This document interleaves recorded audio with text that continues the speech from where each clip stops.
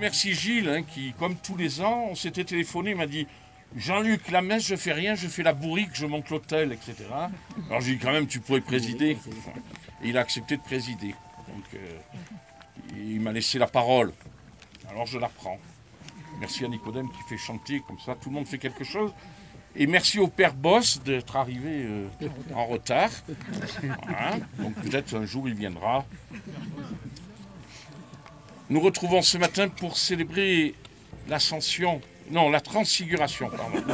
C'est pareil, il faut monter. Mais bon, une histoire de montagne. Hein.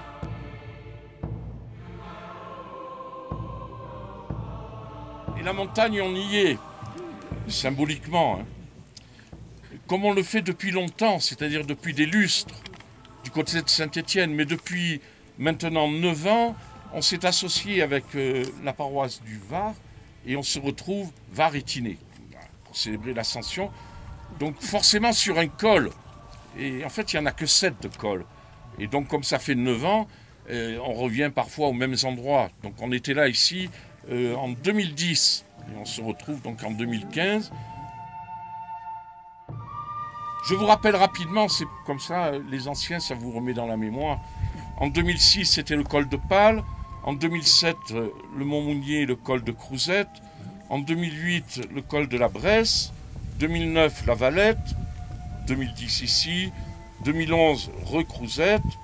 2012, Rebresse. 2013, le col de Crous. Et 2014, le col de Pâle. Et le lac de l'Estrop, ici, qu'on avait surnommé, si vous vous en rappelez, il y a 5 ans, le lac des Estropiés, puisque Bernard n'était pas là, parce qu'il avait un épanchement de synovie, et le père Maurice Boss s'était fracturé la cheville. Donc il y avait votre serviteur, je crois, et point final. Et le père Porcier, je crois, qui était là. Voilà.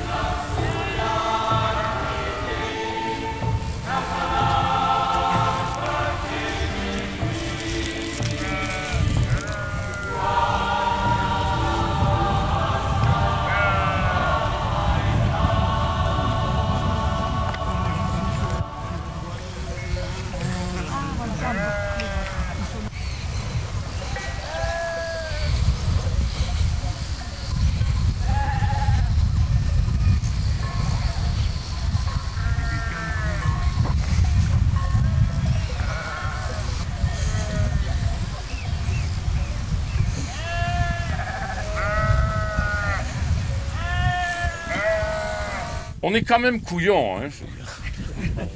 Ah ben merci. Sur la Tinée, il y a 98 églises et chapelles. Sur le Var, il y a, je ne sais pas combien, un paquet, je crois. Oui, oh. Ouais. Un nombre incalculable. Et il faut qu'on aille dire la messe à 2 heures de marche de toute terre habitée. Ouais. Quelquefois plus. Ouais. Bon, mais on est venu quand même ici pour fêter la transfiguration.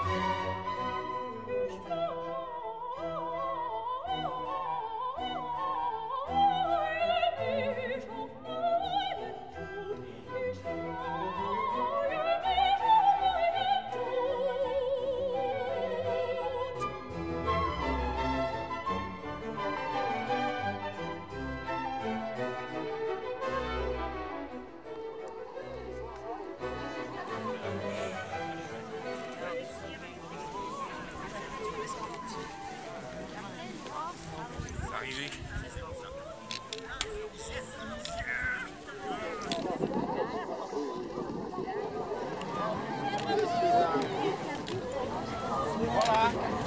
Ah, mais tu es là. Je suis là. Mais quel heureux hasard. Est-ce que tu as monté l'hôtel? Oui, il est là. Et passant s'entretenait avec laisse le jour et que l'étoile du matin se lève dans nos cœurs. Deuxième lettre de Saint-Pierre. Sur ce lieu symbolique qu'est la montagne dans la Bible, de l'Horeb au Sinaï, c'est là que Dieu se révèle à son peuple. Alors espérons qu'il se révèle à nous ce matin, entre guillemets. On ne sait pas la date de la transfiguration, ce qui s'est exactement passé non plus, mais ce qui est sûr, c'est que tous les évangiles rapportent cet événement. Ça veut dire que c'est une sorte d'événement majeur qui a marqué la mémoire des disciples.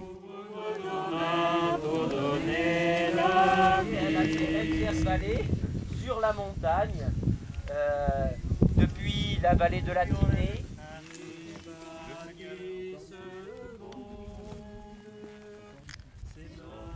Prenez et buvez-en tous, car ceci est la coupe de mon sang.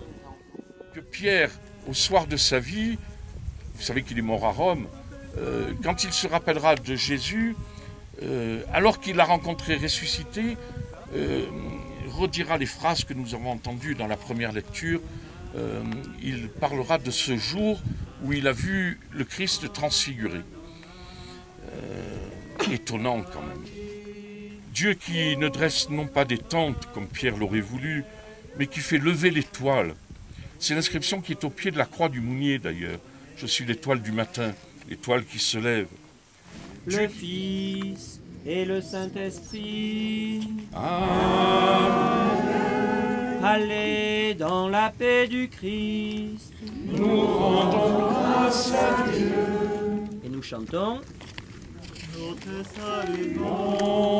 toi, Notre-Dame, Marie Vierge Sainte, que drape le soleil, couronnée d'étoiles, la lune est sous tes pas. En toi nous est donnée l'aurore du salut. Marie, Ève nouvelle, et joie de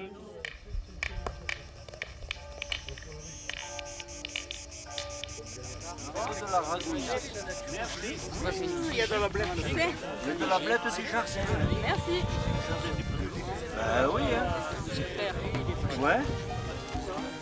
Merci Dominique. Super. Tu t'es réveillé il y a longtemps, ne sera pas. Ah, elle n'a pas fait la grimace, hein. C'est bien, vous pouvez continuer. Ah bah, regardez. Ah, Merci, ouais. Regarde, c'était- quand même. je mange On dans- est du même pays, hein. Voilà. Hein, voilà. Hein, voilà. Ça, vous fait avec des blèmes, non? C'est des blèmes, ouais.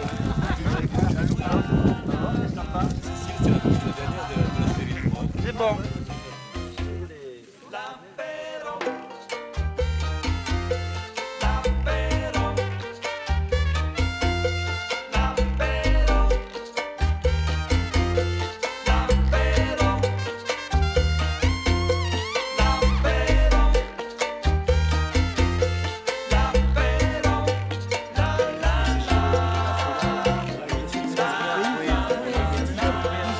Monsieur Laurent Cheyer, vous êtes responsable du parc du Mercantour et vous êtes venu rendre visite à tous les pèlerins qui sont venus ici assister à une messe qui est importante dans leur religion. Vous, comment vous avez vécu ce moment, si vous l'avez vécu, et quelle est la raison de votre présence ici? Alors moi, déjà pour avoir vécu la première messe en plein air dans le Mercantour, j'ai trouvé que c'était un moment parfaitement convivial, évidemment axé sur la religion, mais ça n'est pas du tout un problème. Bien au contraire, surtout quand on a le curé qui en plus attire l'attention de ses paroissiens, donc c'est les 3 curés de leurs paroissiens au moment du pique-nique, faites attention aux espèces qui font partie d'un patrimoine naturel qui est le vôtre. Donc on voit bien que tout est conciliable. Et puis après, pourquoi je suis venu là? Simplement que dans le cadre de mes tournées des services territoriaux du Mercantour, j'essaye toujours de rencontrer les gens des vallées, les acteurs locaux, et en l'occurrence, Jean-Paul Mandine et les gens du secteur du service territorial du Haut-Var m'ont indiqué que ce jour-là, il y avait une messe en plein air, donc j'en ai profité. Est-ce que c'est par conviction ou pour uniquement votre travail? Je fais partie des gens qui font leur travail par conviction. Monsieur le directeur adjoint nous a rassurés sur les mesures qui seront prises dans l'avenir pour garantir ces territoires, mais aussi garantir la présence de l'homme dans ces territoires. C'est très important parce que je pense que l'homme fait partie du territoire et il ne faut pas dissocier l'homme de ces territoires. Il faut que l'homme soit toujours au cœur de ces territoires. La pédagogie avec des organismes qui est le parc, les populations ont besoin. Donc il faudrait qu'on en fasse davantage en partant des écoles primaires, du collège, et pour ancrer tout cela dans nos populations. On sent une volonté de la part de la direction du Parc national de s'ouvrir, et ça c'est une chose qui est positive évidemment. Et donc globalement, on attend, ce qu'on disait auparavant, on attend une position favorable de la part du parc. Je crois globalement pour nous démontrer l'intérêt que ça peut représenter pour nous d'adhérer, justement de travailler ensemble et d'avoir cette réciprocité. Mais bon, elle n'est pas du tout évidente, croyez-moi. Je crois que vous aurez du boulot, mais je vous le souhaite en tous les cas. Je pense qu'on n'a pas terminé et j'encouragerais toutes les communes qui sont hésitantes à se rapprocher des communes qui ont adhéré. Et je pense que ces communes qui ont adhéré n'auront aucune difficulté à leur montrer qu'il y a de grands intérêts à adhérer à cette charte. On peut venir plusieurs journées s'il le faut, dans leur mairie, dans leur salle municipale, face au conseil municipal, face aux habitants, pour échanger avec eux. Je me rendrai totalement disponible pour ça. On vous remercie. Mais je vous en prie, merci à vous.